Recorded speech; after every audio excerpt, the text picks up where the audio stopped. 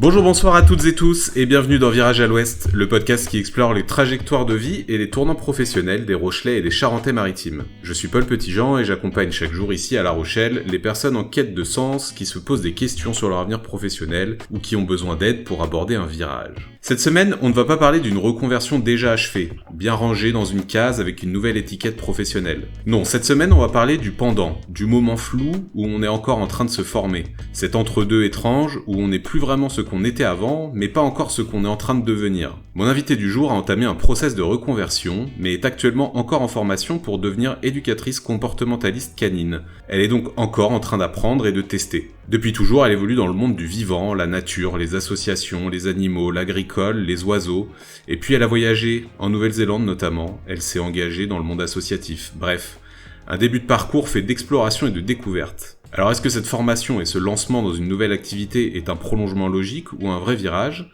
Est-ce une manière de se fixer après avoir exploré ? Et bien sûr, est-ce que même lorsqu'on est encore en formation, on sent déjà qu'on est sur la bonne voie ou est-ce qu'on doute encore ? Nous allons explorer tout ça avec Pauline. Bonjour Pauline. Bonjour Paul, bonjour tout le monde. Comment vas-tu ? Impeccable, je vais très bien. Ravie d'être avec toi. C'est gentil, merci beaucoup. Merci d'avoir accepté mon invitation. Alors avant qu'on commence, je voulais juste dire...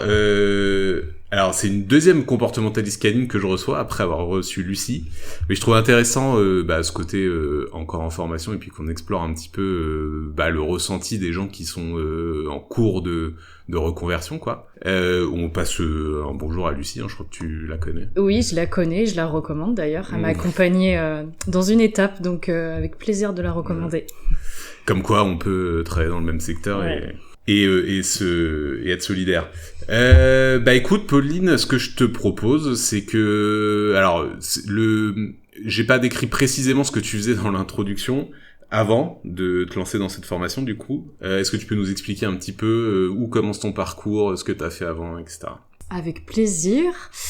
Alors, j'ai envie de remonter assez petite au collège. Bon, je vais pas remonter encore avant, mais c'est vrai que j'avais une passion pour les animaux, la faune sauvage, la nature, etc. Et j'ai beaucoup regardé, étant petite, 30 millions d'amis, donc j'étais à fond. Ça vient de là ou est-ce que t'avais des animaux aussi chez toi ou... Alors, l'histoire veut que c'était ma nourrice, quand j'étais à la maternelle, qui avait un chien. Et je le voyais tous les jours, et c'est là qu'est partie la passion pour les chiens, où je le voyais tous les jours, et quand on a déménagé avec ma famille, il y avait plus de chiens. Et j'ai commencé à vouloir un chien, que je n'ai jamais eu. Mais on y reviendra, ça c'est une petite anecdote aussi sur mon parcours. Et au fur et à mesure, j'ai élargi mon intérêt aux autres animaux de compagnie, puis à la faune, et comme je disais, à la faune sauvage. Et je voyais 30 millions d'amis, je voyais les parcours vraiment exceptionnels, je trouve, de vétérinaires, notamment les vétérinaires dans les zoos, dans les parcs zoologiques. Et là, je me suis dit, waouh, ça c'est pour moi. Donc au collège, j'étais là, je veux être vétérinaire plus tard, donc j'avais un peu une voie toute tracée. En plus, j'avais des parents qui m'ont beaucoup incité dans les études à faire le maximum d'options, à travailler le plus possible. Donc j'avais peut-être un parcours un peu déjà prédéfini, élève studieuse, avalée en classe préparatoire, tout va bien se passer. Et finalement, ça s'est pas si bien passé que ça, entre guillemets. Après, c'est pas des échecs, c'est des expériences. Et je me suis plutôt redirigée vers ingénieur agronome et je me suis dit que j'allais œuvrer pour la protection de la biodiversité sans du coup la soigner. Parce que je trouvais que le côté soin, c'était pas du tout pour moi. Je pense que je suis trop sensible et les dissections en classe préparatoire... j'étais pas bien. Je pouvais le faire, mais c'était trop dur pour moi. Et je me suis dit, vétérinaire, on dissèque quand même énormément d'animaux pour apprendre. Et c'est comme ça qu'on apprend. Mais je me suis dit, non, je peux pas. Je peux pas faire ça. Il y a beaucoup de gens dans ce cas-là qui veulent devenir vétérinaire et puis qui en fait se rendent compte que, mais en fait, ça veut dire aussi opérer des animaux et tout ça, quoi. Donc, c'est ça. Et se confronter à des choses quand même difficiles. Selon les gens qu'on reçoit, les animaux qu'on reçoit, donc c'est pas rien quoi. Donc retrouvant en classe prépa, je me suis dit qu'est-ce que je vais faire, et c'est pour ça que je me suis dirigée vers les concours d'ingénieur que j'ai eu de justesse, et je suis partie à Clermont-Ferrand, et donc j'ai eu mon diplôme en 2017. Et après, on va y revenir, mais j'ai travaillé effectivement dans l'agriculture et la biodiversité. Cet attrait pour la nature, les animaux et tout ça, t'as été élevé, du coup, je suppose, dans un milieu plutôt rural? Pas forcément. Non, Même pas. Okay. Non, pas du tout. On veut dire pas urbain, mais périurbain, quoi. Ouais, okay. Quartier résidentiel. Mes parents ont eu des animaux, eux étant petits, mais ils savaient les contraintes liées au fait d'avoir des animaux.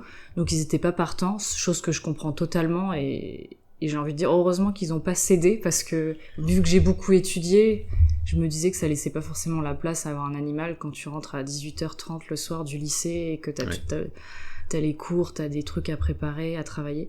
Donc non, j'ai pas évolué. Étonnamment, j'ai pas évolué dans un milieu et j'étais pas en contact direct dans mon quotidien avec les animaux. Alors c'est bizarre, est-ce que tu saurais expliquer qu'est-ce qui t'a attiré dans ce milieu-là, alors que ce soit les animaux ou la nature en général, quoi, ou l'agricole, ou qu'est-ce qui t'a attiré? Je disais, c'est parti des chiens. Je trouve je voyais qu'on pouvait créer une complicité, un lien avec eux. Je trouvais ça super intéressant. Et donc, à force de regarder les reportages, je me suis dit, mais c'est super intéressant, la faune sauvage. Et je trouve ça authentique, je trouve ça vrai, on se connecte à la nature. Et je sais pas, j'ai dû ressentir un peu un lien, une connexion. Et que j'ai beaucoup ressenti aussi en voyage, on en reparlera après, mais qui est pour moi profondément, je sais pas, naturel, quoi. Enfin, je sais pas, pour moi, c'est presque inné, bien que je n'ai pas grandi là-dedans. Ouais, ok, d'accord. C'est une attraction, quoi. Tu te sentais attiré par ce truc-là. Ok, donc tu es diplômé d'ingénieur, c'est ça? Oui, c'est ça. Et après, du coup, tu lances directement ta carrière, ou comment ça se passe après le diplôme? Pas du tout. Pendant mes études d'ingénieur, du coup, j'ai eu l'opportunité de partir en Erasmus et j'ai choisi l'Irlande parce que j'avais envie on va dire, développer un peu mieux mon anglais, bien que j'avais fait anglais européen, donc j'avais quand même, on va dire, une aisance. Mais quand j'ai étudié un domaine, j'aime bien creuser plus, quoi. Donc je me suis dit, allez, j'ai envie de encore mieux parler anglais au lieu d'apprendre une autre langue. Donc je suis partie en Irlande et c'était vraiment passionnant. Et dès que je suis rentrée de cet Erasmus, donc là je suis arrivée en 3e et dernière année de mon cursus d'ingénieur, je me suis dit non mais ça me manque, faut que je reparte quelque part, vraiment j'ai envie de repartir. Et j'ai fait mon petit cheminement, mais ça allait assez vite, je crois. En quelques semaines, je me suis dit, après mes études, je pars en voyage. Et donc, j'ai choisi, je voulais un pays le plus loin possible, anglophone. Donc, quand tu y réfléchis, il n'y a pas beaucoup de choix. Ouais. Il y a l'Australie et la Nouvelle-Zélande, le plus loin possible. C'est une amie qui m'a dit, mais non, la Nouvelle-Zélande, c'est magnifique. J'ai fait, ok, allez, Nouvelle-Zélande. Donc finalement, pour revenir à ta question, fin 2017, je suis diplômée, mais j'avais déjà décidé depuis 6 mois auparavant, j'avais déjà pris mon billet d'avion, j'avais déjà décidé de partir voyager. Donc en fait, j'ai été diplômée, il me restait quelques mois de battement, on va dire, et j'ai trouvé un premier petit boulot avant de partir 1 an, en fait. Du coup, donc Nouvelle-Zélande. Alors tu pars quoi avec le fameux visa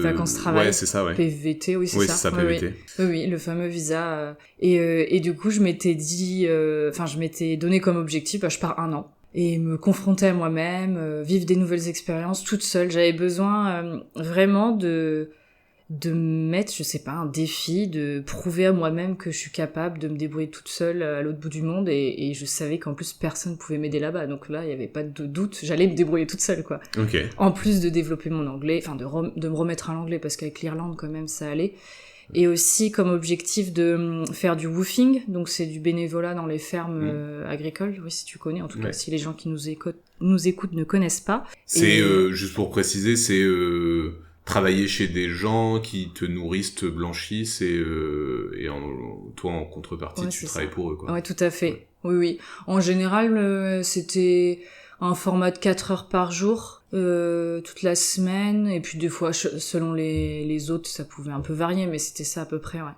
Et alors du coup tu t'es confronté à toi-même? Exactement. Ouais. Exactement. C'était révélateur? Ah ouais, c'était tellement enrichissant. C'est vrai que quand j'étais dans l'avion, j'ai pas fait la maline. Pendant un moment, je me suis dit, je suis quand même toute seule avec mon sac à dos et je vais littéralement à l'autre bout de la planète. Mais arrivé sur place, tout s'est bien goupillé au fil de l'eau. Des fois, j'avais des inquiétudes parce qu'en fait, j'avais jamais forcément mon planning à 2 ou 3 semaines de là. Parce que je prévoyais un woofing 2 ou 3 semaines et après, je savais pas ce que j'avais. Donc, je prévoyais au fil de l'eau. Donc ça pouvait paraître un peu stressant au début. Et je me suis dit, attends, je vais faire toute une année comme ça. Et finalement, en fait, de se laisser porter un petit peu tout en prévoyant un minimum, mais de se laisser porter par les rencontres, bah, ça ouvre des portes.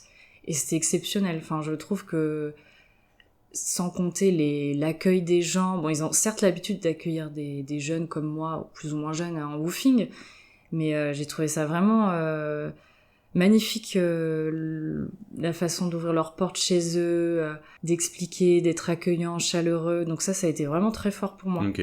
Le contact humain, surtout. Le contact humain. Et la partie nature aussi devait être sympa, non? Parce que la Nouvelle-Zélande, c'est réputé pour ça, quoi. Effectivement, oui, tout à fait, oui. Non, la partie nature est magnifique. J'étais quasiment tout le temps dehors. Du coup, là, j'étais vraiment connectée à la nature, et d'autant plus quand j'étais chez des personnes un peu plus spirituelles, qui vivaient un peu avec les éléments. J'étais chez une dame qui remerciait la rivière tous les jours parce qu'elle pompait l'eau de la rivière, elle vivait avec les panneaux solaires, sinon elle avait pas d'électricité. Donc là, c'était vraiment une connexion à la nature, quoi. Et vivre avec le jour, enfin le soleil, la nuit, il fait nuit, t'es obligé d'aller te coucher. De toute façon, t'as plus rien à faire, t'as plus d'électricité, donc c'est fou, quoi. C'est plus du tout le même rythme. C'est vraiment comme on dit, slow travel, quoi. Le voyage doux et lent et conscient, quoi. Et puis t'étais jeune en plus à l'époque, non? Enfin, si tu sortais d'études, du coup, alors, enfin, je dis t'es jeune à l'époque comme si t'étais vieille aujourd'hui, mais là, enfin, je veux dire, tu sortais d'école, quoi. On n'est pas encore ultra mature à ces âges-là, non? Ça a dû mettre un petit coup de maturité aussi. Sûrement. Après, l'Irlande a déjà bien aidé à partir toute seule et à grandir un petit peu.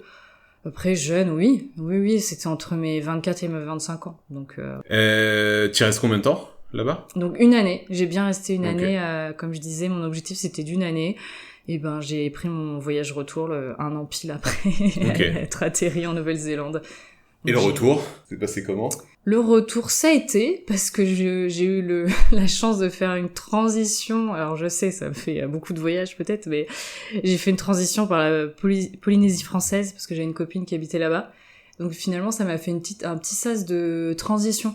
Avant de retourner en métropole, parce que je retournais à la langue française déjà, donc jongler entre le tu, vous, waouh.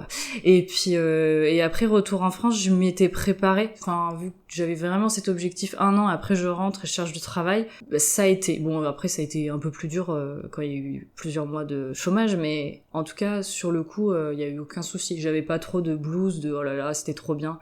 Oui, c'était bien, mais je voulais aller de l'avant. Et est-ce que du coup ce premier voyage, enfin ce voyage-là d'un an, change un petit peu ton projet professionnel ou pas du tout?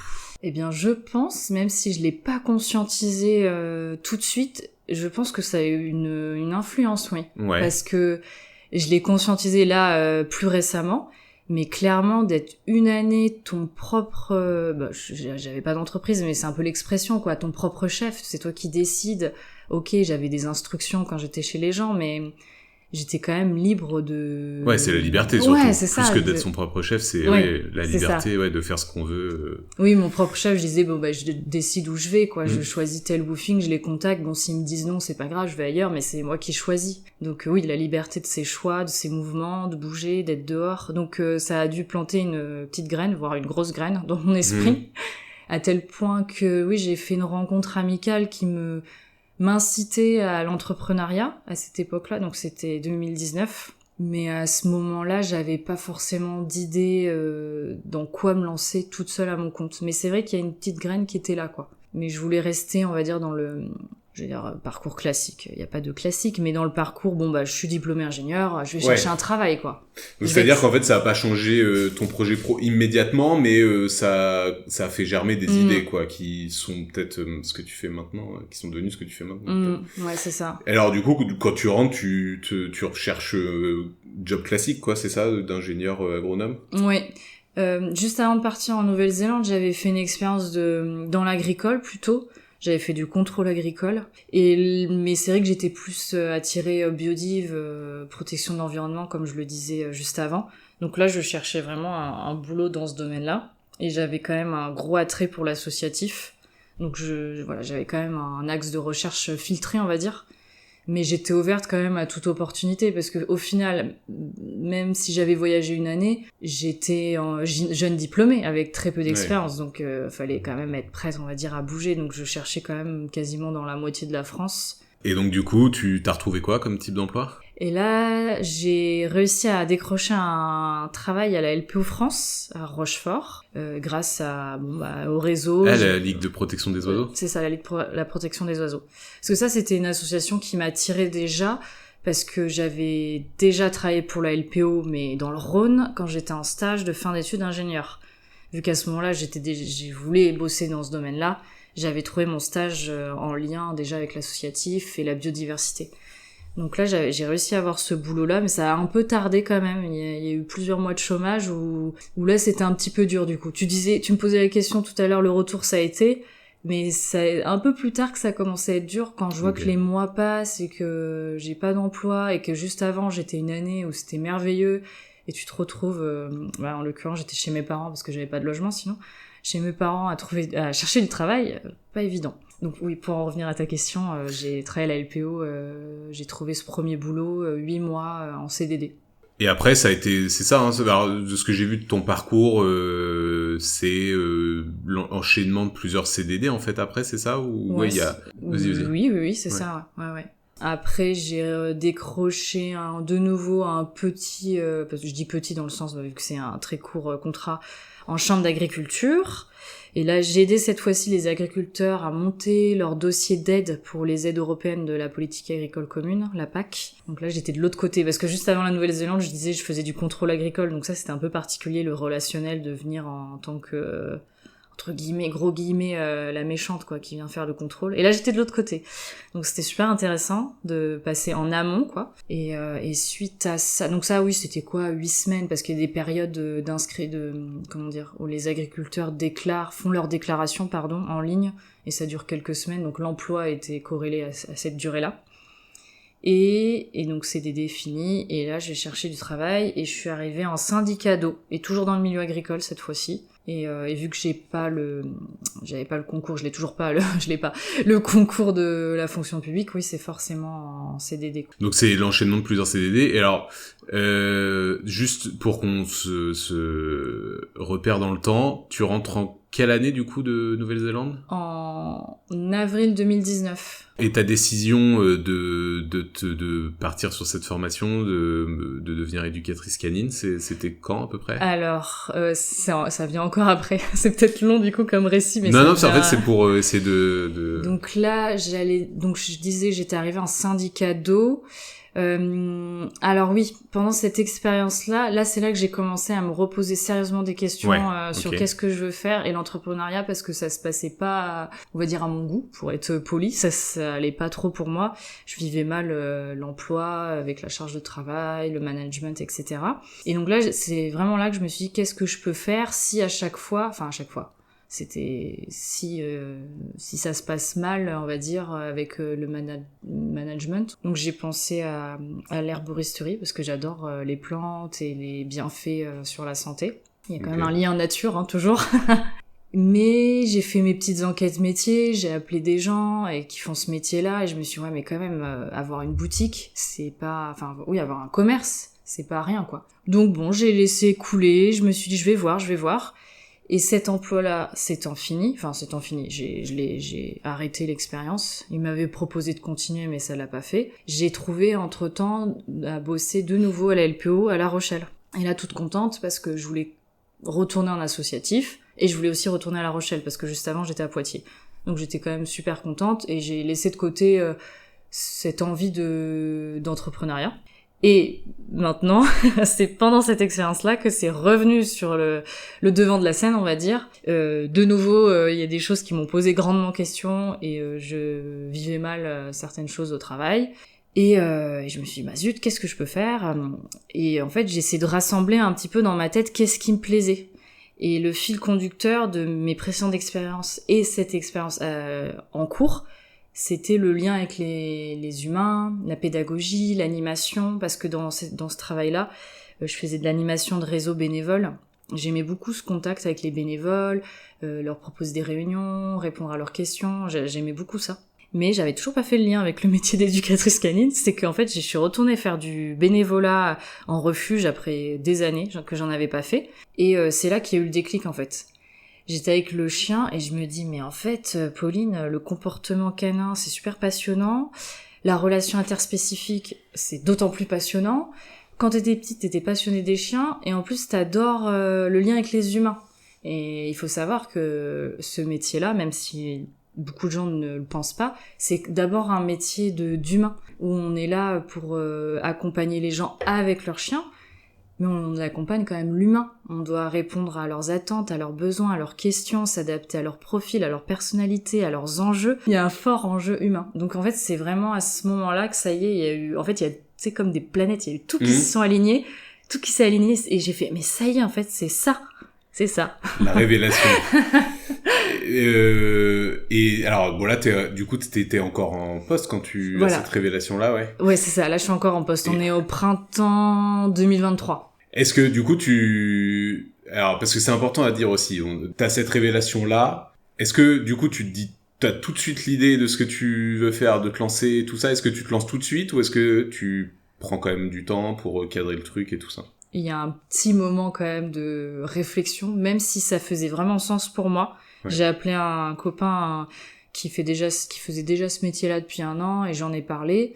Et vraiment, ça m'a confirmé. Sauf que bon, en parallèle, cette fois-ci, c'était quand même un CDI. Donc, je m'étais dit, est-ce que je commençais à me former en parallèle du boulot? Mais entre-temps, la situation ne s'est pas améliorée. Donc, je me suis dit, en fait, le mieux, je pense, c'est quitter mon emploi et me lancer dans ce projet-là. Et donc il s'est quand même écoulé quelques mois parce que j'ai réellement quitté l'emploi, c'était fin octobre, début novembre 2023.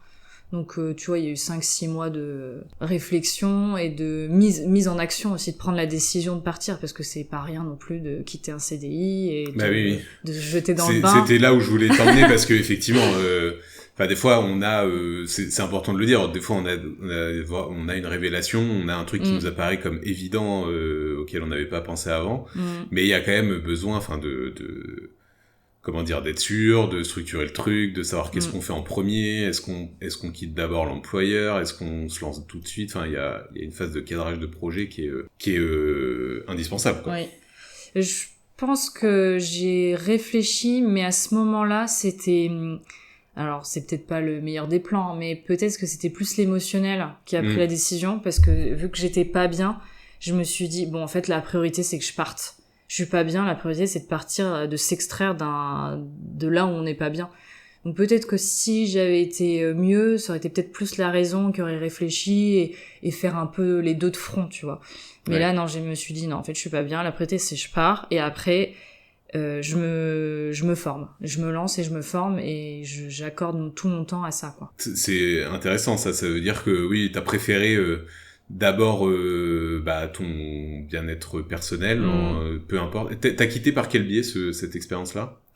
Est-ce que c'est une démission? Est-ce que c'est ça que je voulais dire? Oui, j'ai dû démissionner, malheureusement. Donc t'as fait démission pour création d'entreprise ou... Je n'avais pas le nombre d'heures requis. Ah, ok. Donc bon, là c'est on va dire sujet sensible, je me suis permise quand même de démissionner parce que je peux me le permettre d'un point de vue personnel, mais c'est vrai que ça a été un peu de l'inconfort parce que ça s'est pas déroulé comme je voulais, puis avoir une rupture conventionnelle de refuser, c'est vrai que c'était dur, mais comme je disais, la priorité c'était quand même mon bien-être, donc je me suis dit tant pis, je pars et je vais m'en sortir. Bon, parce que je peux me le permettre aussi. Ouais, mais des fois, tu vois, c'est important de se dire aussi que le bien-être personnel est quand même très important et peu importe finalement, voilà. Si on peut faire passer un petit message quand on n'est pas bien. Et puis surtout, l'autre message aussi, c'est que, alors bon, là, tu remplissais pas les critères, mais qu'il y a aussi une possibilité via Transition Pro de faire ce qu'on appelle une démission. Alors, soit une démission pour création d'entreprise, soit une démission pour reconversion. C'est-à-dire si votre employeur ne veut pas faire une rupture conventionnelle, donc il faut que vous démissionniez, et puis démissionner, ça veut dire ne pas avoir le chômage, enfin en tout cas pas avant très longtemps.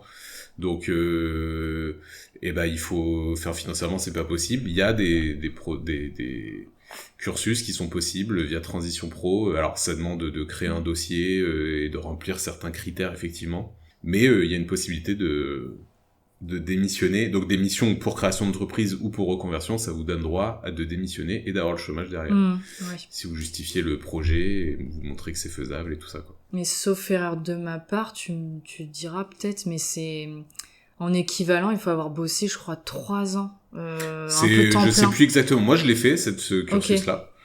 Et je sais plus exactement. T'as plusieurs critères. Ouais, faut avoir bossé tant de temps et après tu dois faire un CEP aussi. Il y a un petit dossier et puis tu dois. Moi, c'était pour création d'entreprise, donc tu dois faire ton étude de marché et tout ça. Et après, tu peux faire ton dossier, passe devant un jury. Ouais. Parce que j'avais regardé, il me semble, et je remplissais pas du tout le critère.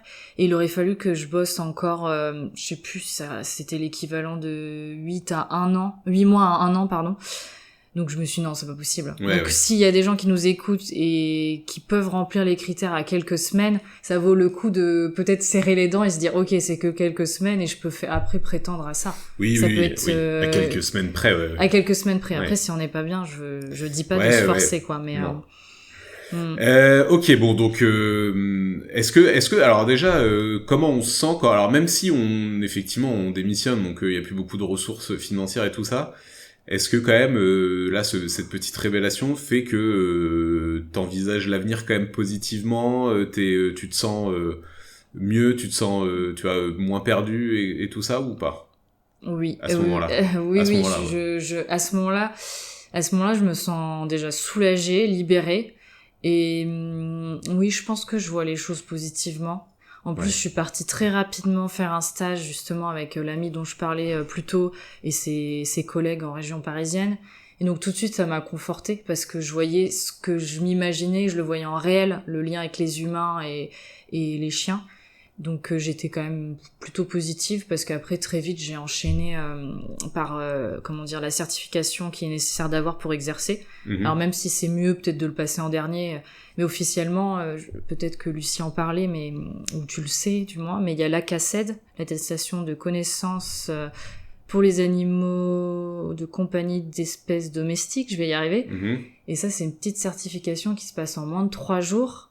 Qui permet d'exercer le métier d'éducateur canin et de tous les autres métiers du milieu animalier domestique. D'accord. Donc j'ai très vite enchaîné avec ça parce que j'ai vu une opportunité avec un formateur, un organisme de formation à La Rochelle. Donc j'étais quand même vraiment dans un état d'esprit positif. Et après j'ai commencé ma formation dans la foulée, que du coup je suis toujours en cours. Alors j'ai vu, c'est une grosse formation, non? Ça fait combien de temps que Là, ça va faire 2 ans. Et en fait, l'avantage, qui peut être un désavantage aussi peut-être, de cette formation, c'est que c'est au rythme de chacun. Donc là, ça fait déjà 2 ans. Et là, c'est pour ça que je me suis dit que là, dans les 2 ans, je commence à être bien, je me sens plus à l'aise, etc. pour pouvoir me lancer d'ici quelques semaines. Et j'arrive en fin de formation. Donc normalement, ça devrait assez bien se goupiller je finis et je me lance. Alors, au rythme de chacun, c'est-à-dire si tu veux faire moins, tu peux faire moins, si tu veux faire plus, tu peux faire plus? Je pense qu'au plus rapide, je lisais qu'il y en a qui arrivent à faire cette formation en 7 ou 8 mois. Donc c'est 7-8 mois minimum, et il y a des personnes qui sont en emploi à côté, ça fait des années qu'elles font la formation, parce que des fois, pour certaines personnes, c'est à titre personnel, donc il n'y a pas de limite. Donc c'est quand même un confort, parce que on valide nos cours, on valide des travaux pratiques, on avance à son rythme. Donc c'est pour ça que je disais, c'est peut-être aussi, il y a un aspect négatif d'avoir trop de temps peut-être. Alors, il y a un truc important aussi, et c'est quelque chose que tu m'as dit la première fois qu'on s'est vu, c'est que, et je pense que c'est important de le préciser, parce que c'est quand même fou, c'est que t'as jamais eu de chien, en fait. Alors, je sais pas si t'en as un aujourd'hui ou pas? En ce moment, non. Non? Ok. Et avant, t'en avais jamais vraiment eu non plus? Non, oui, c'est vrai que c'est la grosse anecdote de mon parcours. C'est vrai qu'il y a beaucoup de gens qui ont d'abord un chien et qui se disent waouh, c'est super intéressant, on se plonge dans ce domaine et donc on veut se faire ce métier. Et moi finalement c'est presque un peu le contraire, enfin un peu le contraire, pas vraiment, mais en tout cas je m'intéresse à l'humain, j'aime les chiens et je me dis plus tard j'aurai un chien, et je l'ai toujours pas. Ouais, c'est tout. Et plus tard, t'as dit plus tard. Non mais c'est vrai que c'est parti de ce lien étant petite avec ce chien chez ma nourrice. Et là, j'ai eu des chiens en famille d'accueil, mais j'ai jamais franchi le cap d'avoir un chien parce que je trouve que mes conditions propres à moi, personnelles, financières, se prêtaient pas. Et pour moi, c'est quand même un engagement très fort. Et je vais pas prendre un chien juste parce que là, je me lance dans le métier qu'il faut avoir un chien. Donc je le ferai quand ce sera le bon moment pour mon foyer et moi-même, vu que je suis pas non plus seule dans l'équation. Donc Ok. voilà. Mais alors là où je voulais en venir, c'est est-ce que du coup c'est plus dur la formation? Est-ce que tu sens que c'est plus dur que si t'avais vécu toute ta vie avec des chiens ou pas? Non. Franchement, je trouve pas. Je pense que pour ce métier, il faut avoir une capacité d'observation, d'analyse, d'empathie, d'écoute. Et je pense que plein de personnes peuvent l'avoir sans avoir eu de chien. Donc moi, je l'ai développé là encore plus récemment, d'être baignée dedans parce que j'ai eu des chiens en famille d'accueil et j'ai été confrontée à des expériences et des événements, on va dire, marquants grâce au dernier chien notamment, pour lequel d'ailleurs Lucie m'a aidée. Donc non, je pense que en fait c'est pas, pour moi c'est pas un, comment dire, c'était tu posais la question. C'est pas une obligation d'avoir un chien. Oui, voilà, et c'est, je trouve pas le mot, pourquoi il me vient pas. C'est pas oui, c'est pas un aspect négatif. Enfin, je pense que mon parcours est tout autant riche et unique que d'autres personnes qui ont eu un chien. Je pense que je peux être légitime. Enfin, j'ai le droit d'être légitime même si j'ai pas eu mon chien. C'est sûr que là, depuis 2 ans d'avoir eu des chiens en famille d'accueil, j'ai quand même fait un pas exceptionnel, oui, un gros pas, on va dire, dans ma compréhension, mon observation et mes connaissances. Ça, c'est sûr. Précise-nous ce que c'est, du coup, chien en famille d'accueil. Alors, famille d'accueil, c'est accueillir un chien pour une association jusqu'à temps qu'il soit adopté et ou s'il est on va dire, en soins palliatifs, retraité, en fin de vie. Il y a des chiens qui sont en panier retraite, on appelle ça. Donc, en fait, on accueille le chien comme si c'était le sien, mais on n'est pas propriétaire sur les papiers. En général, on n'a pas les frais vétérinaires. Mais après, au jour le jour, en fait, on s'en occupe comme si c'était le nôtre. Et ça, tu le fais à côté de ta formation, oui, du coup. Oui, c'est ça. Là, c'est complètement bénévole. Ouais. Oui. Là, il se trouve que c'est vrai que du fait de mon cursus, c'est super riche d'être famille d'accueil, mais il faut savoir qu'il y a plein de personnes qui sont familles d'accueil et qui font pas ce métier-là, quoi, ou qui sont pas forcément formées dans le domaine. Après, je pense qu'ils apprennent et c'est normal, mais non, c'est bénévole et je le fais à côté, oui. Ouais. Alors, je pense qu'il y a une question aussi que beaucoup de gens doivent se poser là, à l'heure qu'il est, c'est parce que donc du coup t'as démissionné, etc. Donc, comment on s'en sort financièrement? Est-ce que tu bosses à côté? Est-ce que tu fais un job alimentaire? Est-ce que t'as des aides? Comment tu t'en sors? Moi, je m'en sors parce que, on va dire, j'ai des ressources personnelles, mais c'est vrai que j'aurais pu travailler à côté. J'ai fait un peu d'intérim, donc en fait, là, pour répondre directement à ta question, là, je m'en sors parce que j'ai des ressources personnelles qui me permettent de familiales et de mes jobs précédents. Mais c'est vrai que j'ai les minima sociaux, c'est vrai que c'est pas grand chose pour vivre. Enfin, faut être honnête, c'est sûr. Hein. Ouais. Donc, je pensais, oui, pour être totalement transparente, comme ça, si les gens ils se posent la question, quand on démissionne sans faire le parcours que t'as mentionné pour la reconversion, à l'époque, du moins, hein, quand j'ai démissionné, il y avait les 4 mois de carence au bout duquel on pouvait remplir un dossier pour prétendre à ses allocations chômage, à ses indemnités. Et donc, c'est ce que j'ai fait. Et en remplissant en fait tout ce que tu fais dans tes démarches. Et quand j'avais lu les instructions, il disait être soit en recherche d'emploi, soit en formation, soit en création d'entreprise. Je me dis c'est bon, je réponds aux critères puisque je suis en formation et que je vais créer mon entreprise. Et donc j'ai rempli mon petit dossier en mettant ce que je racontais au tout début. J'ai fait un stage, j'ai fait la CACED, j'ai payé ma formation que j'avais commencé à ce moment-là. Et toutes mes petites expériences annexes, être famille d'accueil, pour vraiment renforcer mon dossier et montrer que j'étais motivée dans cette démarche-là. Et malheureusement, ça n'a pas abouti, parce qu'ils ont jugé que mes démarches étaient insuffisantes, que mes démarches étaient insuffisantes pour la reprise d'emploi, pour la reprise d'activité. Donc après réclamation, on m'a dit que j'aurais dû chercher un emploi salarié. Donc j'aurais dû peut-être envoyer 2-3 candidatures à des petits boulots comme ça pour avoir mes allocations finalement. Donc voilà, je sais pas si c'est encore d'actualité. Je sais qu'une amie, elle avait carrément écrit un courrier pour expliquer pourquoi elle avait démissionné, son parcours, sa réflexion, ses motivations, et peut-être que ça avait appuyé auprès du jury. Donc s'il y a des personnes qui font ça, ne pas hésiter peut-être à faire un courrier, même si c'est pas demandé. Hein. Bon, donc du coup, la formation qui s'achève bientôt, là, c'est ça ? Non? Ah, tu le sais pas? Ok. Moi, j'ai l'objectif de la l'achever bientôt, oui. Mais après, en soi, je pourrais très bien la finir dans 1 an. Mais non, là, Alors du je vais coup, le finir. bientôt, c'est ton lancement qui Oui, c'est va ça. être effectif, Ouais, c'est ouais. ça? En fait, je me suis mis mon échéance là de me lancer là le premier trimestre, ce qui me permet aussi de me motiver un peu plus parce que, comme je disais, c'est un désavantage de cette formation. Plus on a de temps, plus on le prend Ouais. finalement. Donc j'ai pris mon temps, mais je pense que j'en avais aussi besoin de prendre ce temps parce que ça m'a permis aussi de grandir et le deuxième chien que j'ai en famille d'accueil m'a fait beaucoup avancer. J'ai pas beaucoup avancé entre guillemets dans ma formation, mais j'ai fait quand même un pas en avant dans mon expérience et dans ma vision des choses. Donc le fait de se lancer, je me dis allez là ça va me booster en fait. Et donc du coup là, alors t'es pas encore lancé officiellement dans ton affaire, mais est-ce que tu sens déjà que t'es sur la bonne voie aujourd'hui? Oui, oui, oui. Et il y a eu peut-être des moments de doute, notamment quand j'avais le chien que je mentionnais.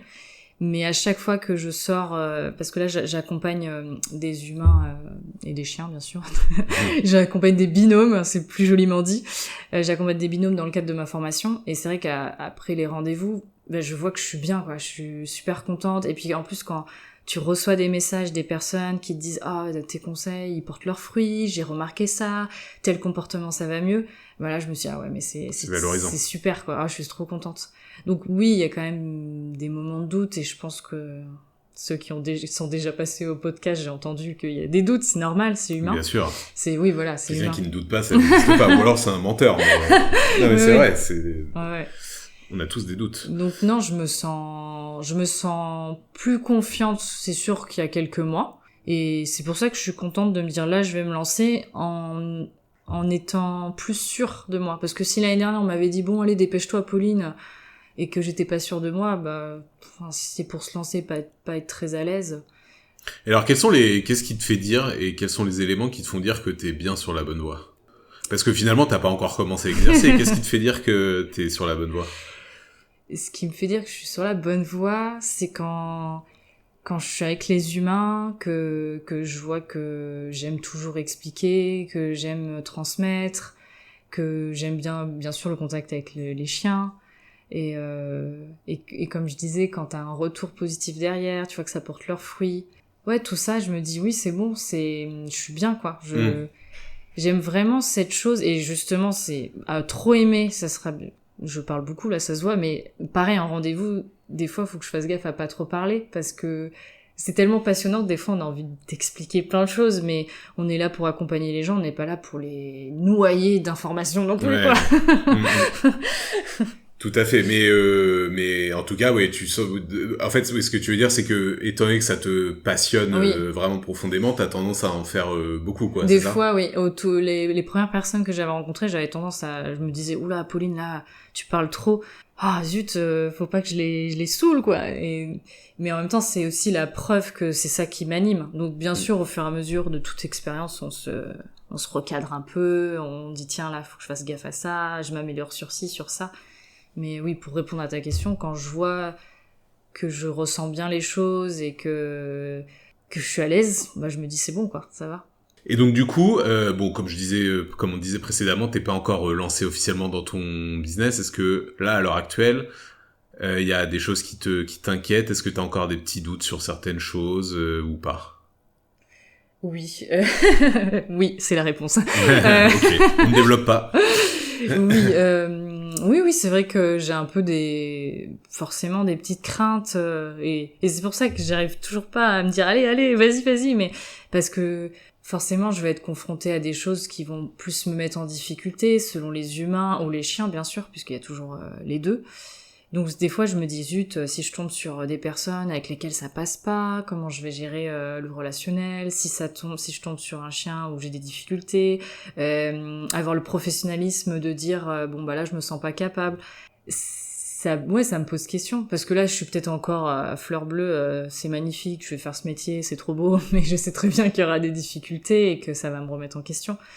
Donc ouais, j'ai des petits doutes, craintes des fois relatifs aux gens sur lesquels je pourrais tomber quoi, parce qu'on est quand même un métier où on s'expose, quoi. Enfin, on est, j'allais pas dire personnalité publique, mais ça fait un peu prétentieux, mais on est quand même sur Google, les gens peuvent voir notre tête, je ne sais où, sur une carte de visite, à la boulangerie, enfin, on peut être vu et connu, quand même, donc, je trouve ça c'est même le but, hein, de toute façon, pour développer son truc, il faut, que les gens, ils savent, mais eux, mais ça fait quelque chose à la fois de vibrant et de, challengeant, donc c'est quand même positif, et à la fois tu dis waouh, enfin ça fait bizarre ce sentiment-là. Ouais. Et en même temps, oui, j'aimerais quand même qu'on m'appelle et avoir des clients, donc faudra bien être connu. Mais c'est intéressant parce que du coup, en fait, oui, tu l'as dit tout à l'heure, mais du coup, t'es encore dans la phase, t'es dans la phase, comment on peut dire ça, vu que t'as pas encore mis les pieds dans le plat, t'es encore dans la phase un peu lune de miel, quoi. Ouais, peut-être c'est ça. Ouais, mais c'est. Et en même temps, comme j'ai passé le cap, je disais avoir plus confiance, et je me suis dit, ok, le premier trimestre, c'est bon, j'y vais. Là, j'ai eu mon logo. Donc du coup, il y a quand même un truc qui prend forme, tu vois, de dire waouh, j'ai mon logo, je l'ai montré sur mes réseaux, donc là l'entreprise elle va prendre forme. Ouais. Après, si je peux te rassurer sur un truc, tant que t'as cette passion là et ce feu en toi, tu vois, n'importe quelle difficulté sera surmontable et de toute façon toute difficulté est surmontable, mais tu le feras plus facilement que si tu faisais un truc qui ne t'intéressait pas, quoi. Oui, c'est ça, clairement. Ouais. Et puis pour faire la petite, on va dire, la comparaison ou une analogie, je pense tous les propriétaires de chiens diront qu'on se remet en question quand on a un chien, et ça c'est complètement vrai. Donc je pense qu'on a quand même un métier, quand c'est lié à du vivant, à la fois humain et animal, t'es obligé de te remettre en question, parce que chaque humain est unique, chaque chien est unique. Donc on peut pas arriver direct avec tu sais notre déroulé en mode on va faire ci, on va faire ça, on va faire ça. Bah non. Bah, peut-être que des fois ça va marcher, hein. Mais avec certaines personnes ça marchera pas. Tu dois te remettre en question, dire waouh, alors attends, cette personne elle est comme ça et ce chien il fonctionne comme si. Qu'est-ce que je fais? Et donc là t'es là, tu dois réfléchir à qu'est-ce que tu leur proposes, quoi. Donc il y a forcément des remises en question et oui, mais encore une fois, tu vois, si t'as la passion et le feu, t'arriveras à te remettre en question, enfin t'arrives à te remettre en question facilement, c'est tu vois. La remise en question, quand quelqu'un manque de remise en question, c'est souvent parce qu'il a pas envie de faire l'effort intellectuel de se dire peut-être que ma vision n'est pas la bonne, etc. Il y a un petit peu de prétention souvent, mais il y a aussi beaucoup ce truc de j'ai pas envie de toute manière de faire l'effort intellectuel.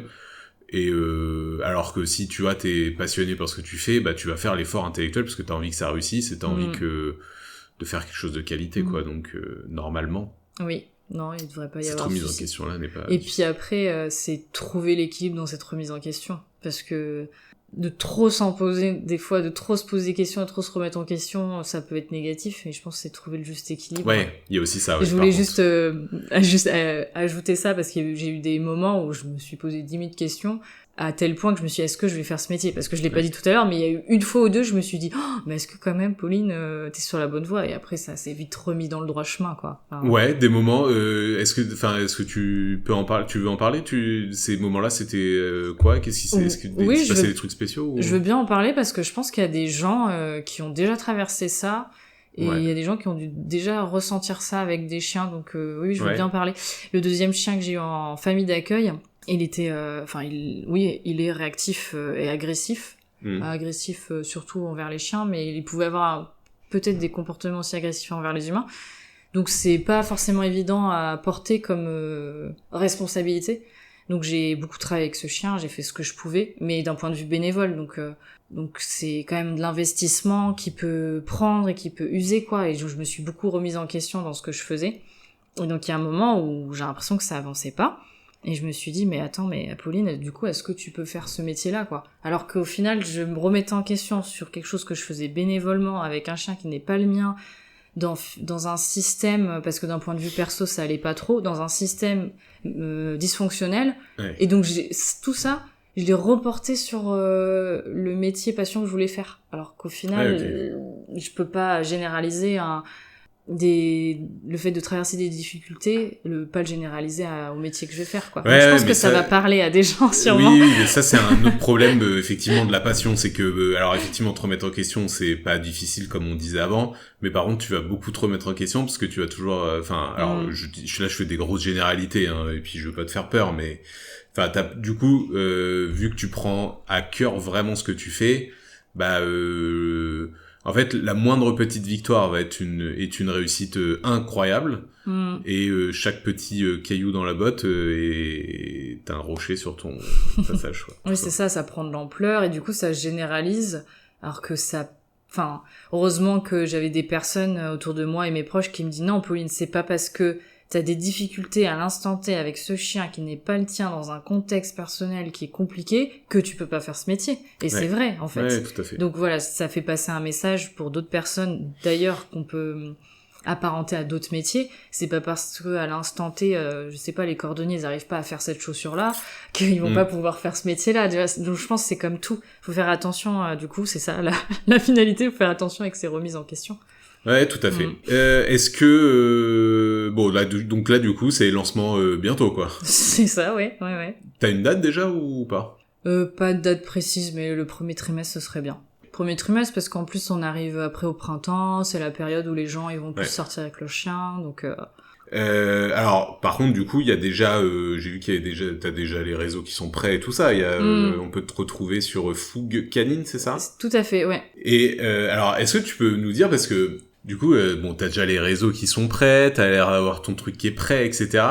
Est-ce que tu peux nous dire, du coup, qu'est-ce que t'attends, est-ce qu'il y a un truc que t'attends pour te lancer officiellement, ou pour que ça devienne officiel? Parce que là, tout a l'air prêt, finalement.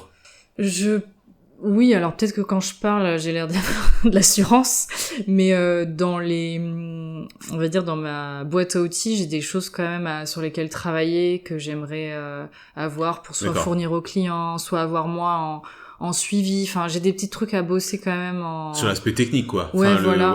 J'ai des petites choses sur lesquelles j'aimerais avancer qui sont pas prêtes à l'heure actuelle. Mais bon, je pense que j'ai quand même besoin faut que je me lance. Je pense que je sais pas, je dois avoir un petit peu peur. Je me dis, je suis pas tout à fait prête.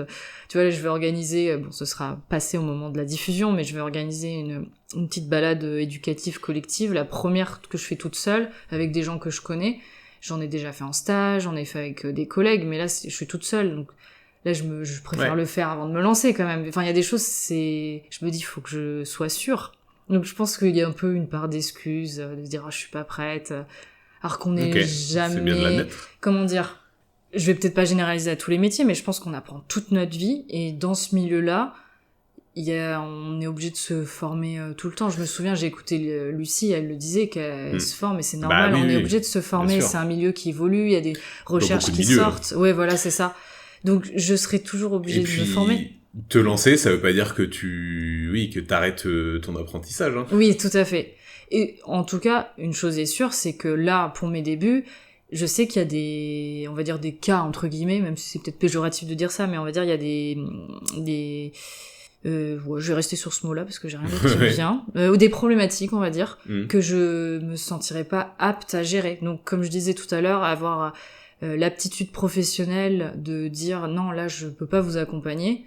J'essaierai de le faire autant que possible, parce que si c'est pour me mettre vraiment en grosse difficulté, on met quand même en jeu des humains et leurs chiens, donc si ça devient dangereux ou quoi, je veux pas avoir cette responsabilité. Donc il y a des choses, ça c'est sûr, là au début je le ferai pas, et au fur et à mesure de rouler ma bosse, je prendrai ces cas entre guillemets toujours plus tard, quoi. Ouais, ok, je comprends. Donc il y a quand même encore des petits doutes, quoi. Oui, il y a des doutes, oui, mais qui sont plus d'ordre est-ce que je suis crédible ou pas, quoi. Ouais. Après, là, sur les cas que je mentionne, ce qui est bien, c'est que je connais des consoeurs. Donc, s'il y a besoin de rediriger, c'est ça qui est bien, c'est que, certes, je prends mon temps et j'ai pris mon temps, mais j'ai quand même fait un petit réseau, je connais des professionnels, Donc je peux aussi rediriger ou poser des questions. Mais oui, parce que moi. en plus, nous on s'est rencontrés à une soirée réseautage sur La Rochelle, donc tu commences même à faire du réseautage et tout ça. Oui, Et là, t'es vraiment, t'as pas officiellement ta société, mais tu t'es quand même déjà lancé, quoi. Oui. La création de société, c'est juste de l'administratif, quoi. Oui, Après, tu sais, ça finalement, changera pas du jour au lendemain ta manière de faire. Oui, c'est vrai, finalement, ouais. Oui, j'ai beaucoup fait de réseautage et je trouve que ça aide aussi à parler du coup de son projet. Je trouve qu'il y a une part de se mettre en confiance parce que t'expliques aux autres ce que tu fais. Donc je trouve que ça m'a pas mal aidé aussi. Ouais, ça aide à prendre confiance, ouais. D'en parler et de... Bon, j'avais peut-être pas besoin de ça, mais de voir que ça me fait vibrer d'en parler aux gens, quoi. Bah oui. Et puis ça intéresse des gens. Ça fait aussi plaisir de voir que ça intéresse des gens. Oui, ouais. ça c'est sûr, ouais. Bon, merci beaucoup, Pauline. Est-ce que tu vois d'autres choses à ajouter ? Oh, je pense que ça ira. Je pense que j'ai C'est beaucoup parlé déjà. Ok. Donc, on peut te retrouver sur Instagram, Fougue Canine, c'est ça ? C'est ça, tout attaché. C'est un jeu de mots avec ton nom de famille ? Tout à fait. Ouais. Mon nom de famille a une lettre près. Ouais, donc Fougue comme la fougue, hein, Fougue, Canine. Tout attaché. Bon, je mettrai les liens de tout ça en description. Merci beaucoup d'avoir accepté mon invitation. Plein de bonnes choses pour le lancement, du coup. Hein. Ouais, merci beaucoup pour cet échange. Merci pour tes vœux. Avec plaisir. Et puis merci encore une fois à l'espace de coworking Working Share qui nous accueille pour l'enregistrement de ce podcast. Et puis bien évidemment, merci à vous, chers auditeurs et chères auditrices, de nous avoir écoutés. Et puis je vous dis à bientôt pour un prochain épisode.